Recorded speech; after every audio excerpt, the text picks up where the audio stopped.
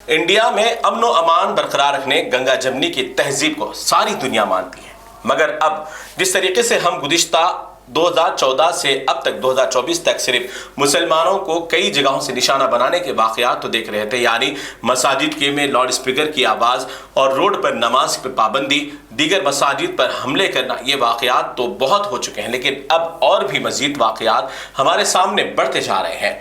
मामला यह है कि उत्तर प्रदेश, मध्य प्रदेश के अंदर अब कोई भी ताजिर अगर अपनी तिजारत करना चाहता है तो अपनी दुकान के नाम के साथ वो अपना भी नाम तहरीर करना होगा। यानी योगी का एक फरमान जारी हुआ कि जो भी तिजारत करना चाहता है रियासत उत्तर प्रदेश में, वो पहले अपने दुकान के नाम के साथ अपना भी नाम वहां पर दर्ज करें, ताकि इससे मालूम हो जाए कि मुसलमान का कारोबार है या हिंदू का कारोबार है। क्योंकि इससे जाहिर हो जाता है कि जो लोग मुसलमानों से नफरत करेंगे वो बिलखुसूस मुसलमानों से कोई कारोबार, लेन देन या उनसे खरीदो फरोख्त नहीं करेंगे। और इस तरीके से अगर किसी के दिल में किसी और मजहब के खिलाफ नफरत हो तो फिर उनका नाम पढ़कर वो उससे तिजारत नहीं करेंगे।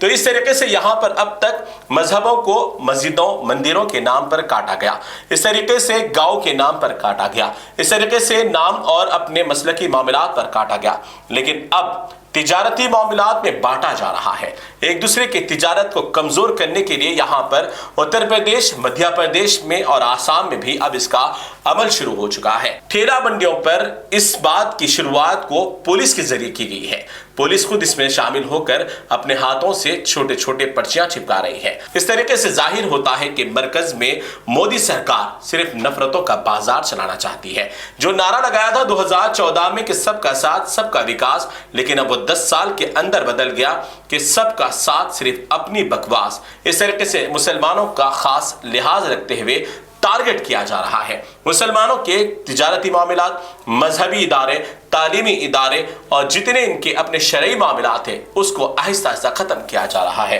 ये सब एक हो रहे हैं, लेकिन मुसलमान आपस में मसलकी मामलात को लेकर झगड़ते हुए टुकड़ों में बंट रहा है।